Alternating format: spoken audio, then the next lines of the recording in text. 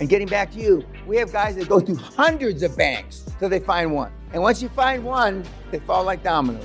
And it's kind of like a code they have. You know, we don't want Bank A to give in, and you don't put up any money. And now, even though I said it and you weren't listening, non-recourse, by the way, when John said we start with 100% seller finance, and I didn't want to interrupt him, the next thing is non-recourse money. And if you have, there's any commercial finance in it whatsoever, and if there's any commercial finance whatsoever, you don't sign them. Now you remember the guy from Australia, the tough guy from Australia who acts like he invented non-recourse, never signed a note. And now he's kind of spread like a virus in Australia, like a virus. Some banks won't even make an appointment with him. And we've got 4 or 5 guys like that have built up 100, 150, $200 million companies, non-recourse loans.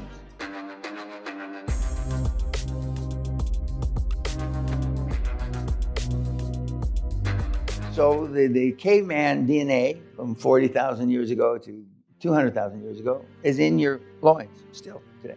And that's why you see, little guys, if you put a mouse in a corner and he's afraid enough, he fights. Most of you aren't afraid. I said this maybe the second day of the regular seminar. It's a shitty thing to say, and it's a shitty way to run a railroad, but fear works. I.e., I spent all the money, 25% of the money that I earned until I turned 60, because I didn't want to have a backup. My first, why are we buying this? Because we got, even John, I told you the story about John who was here yesterday, said the first time he had $1 million in his bank account. First of all, a doctor? Anyway, so $1 million, so what? That's no big fucking deal. I forgot he was named cum laude in English, and he said very articulately, Dan, for somebody that's never had anything approaching $1 million in his bank, in his checking account, it's a big fucking deal. I said, well, then you got to set your goals. We were talking about goals last night. You have goals. You're not scared, or they're not big. Or you have allowed doubt to creep into your head. Not just you, everybody in the room. Self-doubt.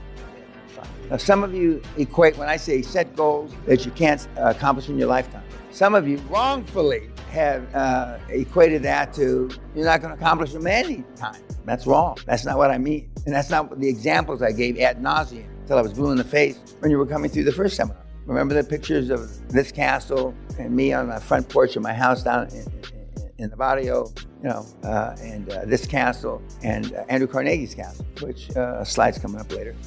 Pretty much the same. I didn't know Andrew Carnegie was around when I first started, but as soon as I got on Wall Street and I was looking for the best deal, because I really try to make my clients the most money for the least cost. When I tell people that, they laugh. You're trying to make them the most money for the least cost? What are you, brain dead, Peña? That's the wannabe altar boy, okay? And so and when I found the Carnegie model, why does anybody not? Well, we all know why.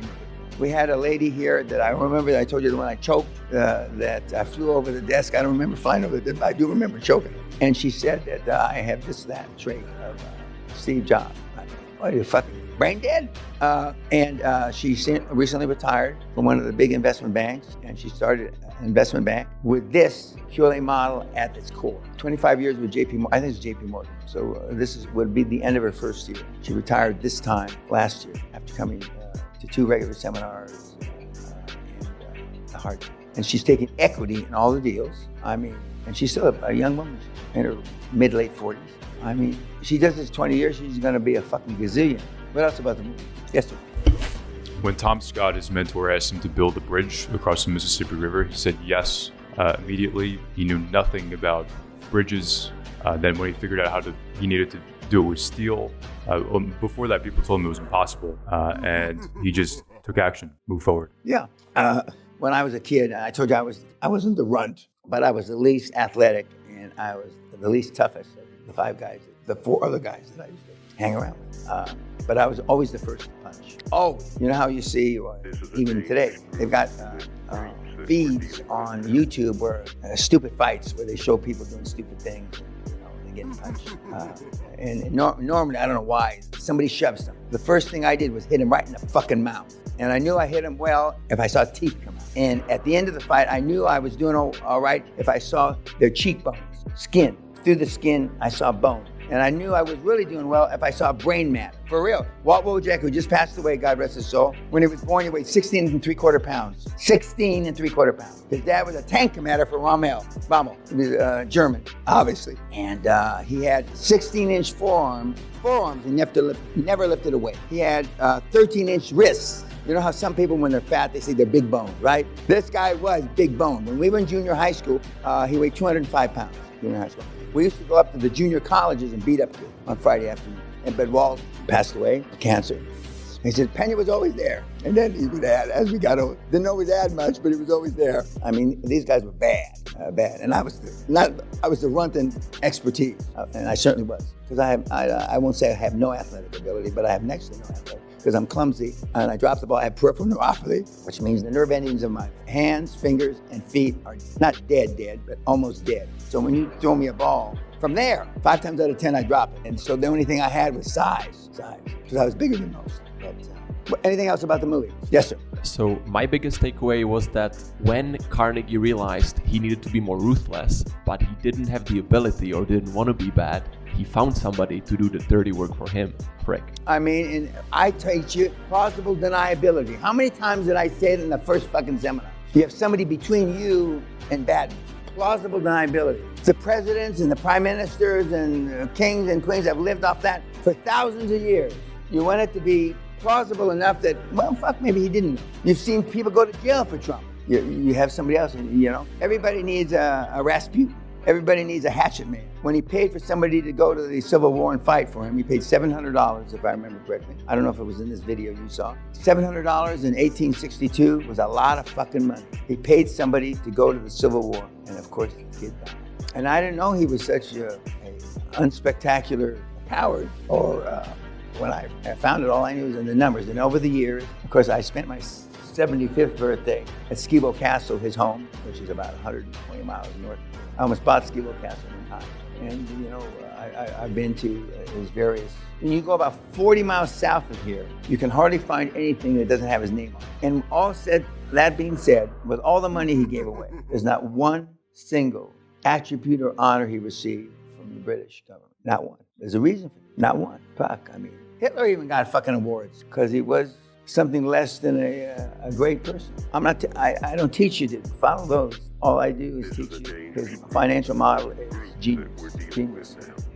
Not everybody in this room, but 50% of you in this room put money in your deal. You got an excuse for it, and I don't really give a fuck what the excuse is. And there is a way to use the SBA where you put up no money up, even though John, he says now he knows that. Well, if he had worked a little harder and he'd listened a little more carefully to me, you can do the SBA deal with no money. Huh? You press the fucking bank, which is the exact same thing. I think you asked the same question last time you were here, and I give you the same fucking answer. Yeah, don't shake your head, no. I mean, how is it that all of you got, not all of you, but almost everybody that comes here has a lapse of memory? Because denial's easier. Some of you can't understand why you haven't done more deals or the right kind of deal. I can tell you, easy. Contrary to what you said, you have not read and listened to every fucking thing on the internet. Contrary to what you want to believe, because denial is easier, you haven't done everything I told you during the seminar. Okay, one more thing. Anything else about the movie? And getting back to you, we have guys that go through hundreds of banks till they find one. And once you find one, they fall like dominoes. And it's kind of like a code they have. You know, we don't want Bank A to give in, and you don't put up any money. And now, even though I said it and you weren't listening, non-recourse, by the way, when John said we start with 100% seller finance, and I didn't want to interrupt him, the next thing is non-recourse money. And if you have, if there's any commercial finance in it whatsoever, and if there's any commercial finance whatsoever, you don't sign it. Now, you remember the guy from Australia, the tough guy from Australia who acts like he invented non-recourse, never signed a note. And now he's kind of spread like a virus in Australia, like a virus. Some banks won't even make an appointment with him. And we've got 4 or 5 guys like that have built up 100, 150, $250 million companies, non-recourse phones. Normally, non-recourse is delegated to only commercial real estate, normally. And that's why it's going to fall so fast. Because these big 70-story buildings, et cetera, in downtown Manhattan, nobody's got any money. How many of you read that Elon Musk, as of October this year, is $1.7 billion in arrears for lease payments? How many of you read that? 2, 3, 1.7 billion. He hasn't paid a lease payment since October. Yes, well, not the only reason why, other than where he fired 95% of the people in France for Twitter, or X as it's called now. There's no need for the people, so there's no need to pay the lease, and he's not on the hook for it. Even Donald Trump has signed some recourse loans, that are, that normally when you own a big building, you just every 3 to 5 years you refinance. Well, some of the ones from the 80s, and he goes to refinance it. Now, in the last 5-10 years, including when they take into consideration his political environment, they want him to sign. He says, fuck no. Okay, goodbye, YouTube.